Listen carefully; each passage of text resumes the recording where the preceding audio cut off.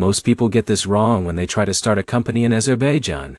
They think it is just paperwork, a quick registration, and then business begins. But here's the truth no one tells you. The real challenge is not registration itself. It is understanding the order of legal steps, tax setup, and banking compliance in a way that actually works in real life. And if you miss even one step, you can end up stuck in delays, rejected applications, or bank account issues that slow everything down. So in this video, you are going to learn exactly how to start a company in Azerbaijan step by step in 2026. Even if you have never done business abroad before, you will understand everything clearly and practically. No confusion.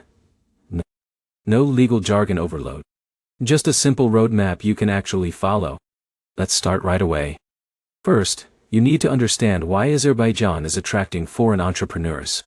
The country has been improving its business registration system, simplifying company formation, and opening doors for foreign investment. Entrepreneurs from different countries like India, the UK, and the UAE are now setting up companies there because of lower setup costs and relatively fast registration processes. But here is where it gets interesting. Even though the system is simple on paper, the real-world process still has structure. And that structure matters a lot. So the first step is choosing the right business structure. In Azerbaijan, the most common structure for foreign founders is a limited liability company, often called an LLC. This structure protects your personal assets and allows you to operate legally as a separate entity. It is the safest and most flexible option for startups, freelancers scaling up, or international service providers. For example, imagine Alex, a freelance software developer from Germany. If Alex registers an LLC, his personal savings remain protected, even if the company faces financial losses. That separation is extremely important. But here's the problem. Many beginners rush this step and choose a structure without thinking about future growth, taxes, or ownership flexibility. So before moving forward, always assume you might expand your business later. Now let's move to the second step, which is choosing a company name. This might sound simple, but it is one of the most overlooked parts of the process. Your company name must be unique and compliant with Azerbaijani registration rules. If your chosen name is already taken or conflicts with regulations, your application can be delayed or rejected. Here's what usually happens. A founder picks a name, builds branding around it, designs a logo, and then discovers it is not available during registration. That leads to frustration and wasted time. So instead, always prepare at least 3 name options before starting registration.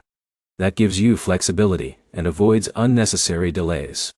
Now let's move into the core step, which is company registration. Company registration in Azerbaijan is handled through official government systems. You submit your application along with required documents, and once approved, your company becomes a legal entity. The process itself is relatively efficient compared to many countries, but only if your documents are correct. This is where most people fail. Even small errors like mismatched passport details, incomplete forms, or incorrect address information can lead to rejection. So what do you actually need? You will typically need identification documents such as a passport, a legal business address in Azerbaijan, and completed registration forms. If you are a foreign founder like John from the US, you may also need translated and notarized documents depending on your situation. Now, here's a key insight.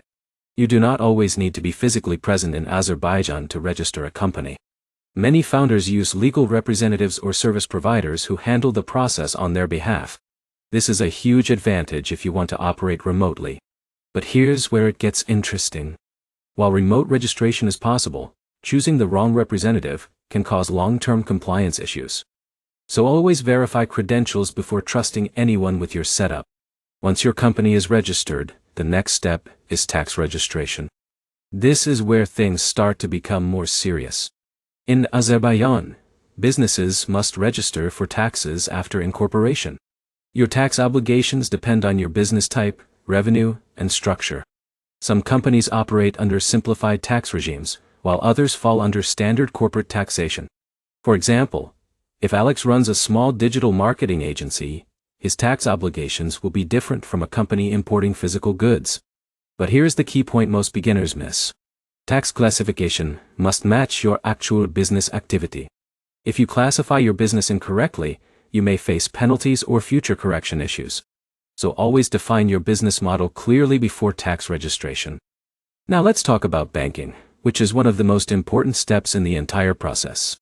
Without a corporate bank account, your company cannot operate properly. You will not be able to receive payments, pay suppliers, or manage financial transactions professionally. Opening a bank account in Azerbaijan requires your registration documents, identification, and sometimes proof of business activity. But here's the problem many founders face. Banks may request additional verification depending on your business type or nationality. This can slow down the process if you are not prepared. So the best strategy is to prepare all documentation in advance and be ready for compliance checks.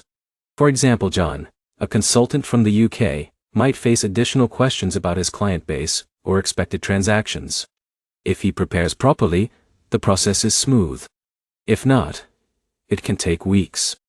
Now let's move into licensing and industry regulations.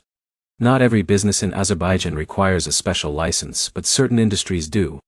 These include finance, healthcare, education, import-export operations, and regulated services. If you are starting an online business, software company, or consulting service, you may not need a license. But if your business touches regulated sectors, you must verify requirements before operating. This is where many entrepreneurs make a mistake. They assume no license is needed and only discover restrictions after launching. That can lead to fines or forced suspension. So always check your industry category before going live. Now let's talk about hiring employees. Once your company is active, you might want to hire local staff. Azerbaijan has clear labor laws that regulate employment contracts, payroll, and social contributions. For example, if Alex hires a local developer, he must register that employee properly and follow payroll rules. This includes salary reporting and compliance with labor regulations. But here's a positive side. Hiring costs in Azerbaijan are generally lower compared to Western countries, which makes it attractive for startups building teams. Now let's move into accounting and compliance. Even small companies must maintain proper financial records. This includes invoices, expense tracking, and tax filings.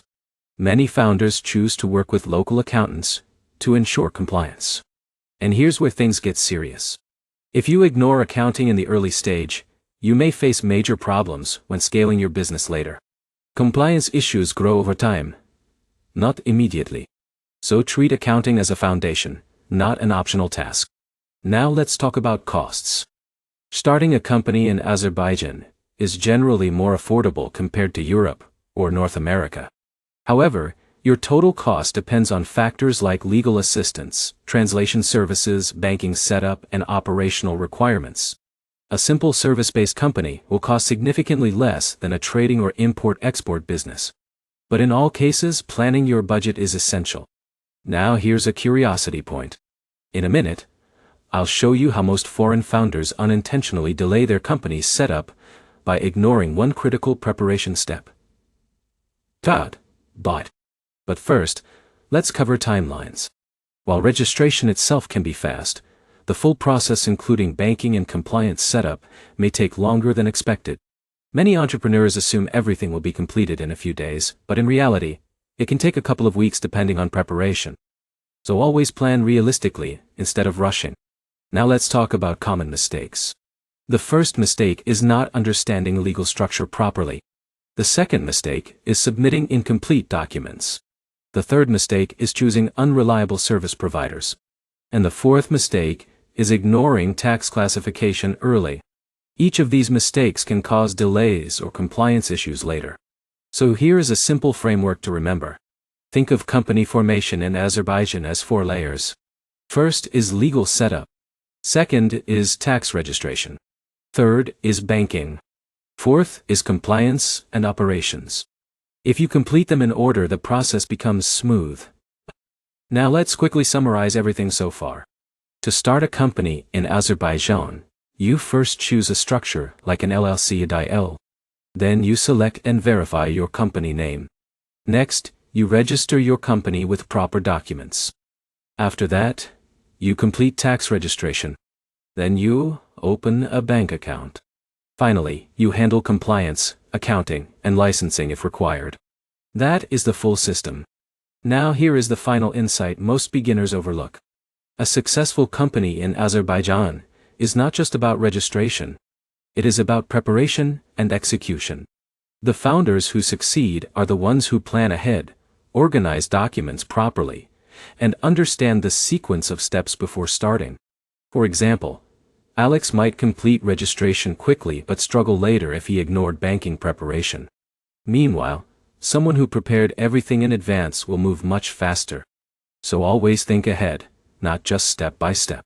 To wrap everything up, starting a company in Azerbaijan in 2026 is absolutely achievable, even for beginners.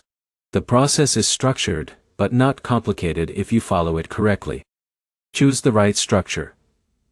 Prepare documents carefully, register properly, set up banking, and stay compliant with tax rules.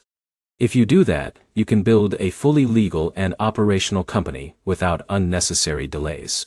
And remember this final point. Most failures happen not because the system is hard, but because people rush and skip preparation steps. If you avoid that, you are already ahead of most beginners. If you found this guide helpful, make sure to like the video, leave a comment with your questions, and subscribe for more step-by-step global business guides like this one.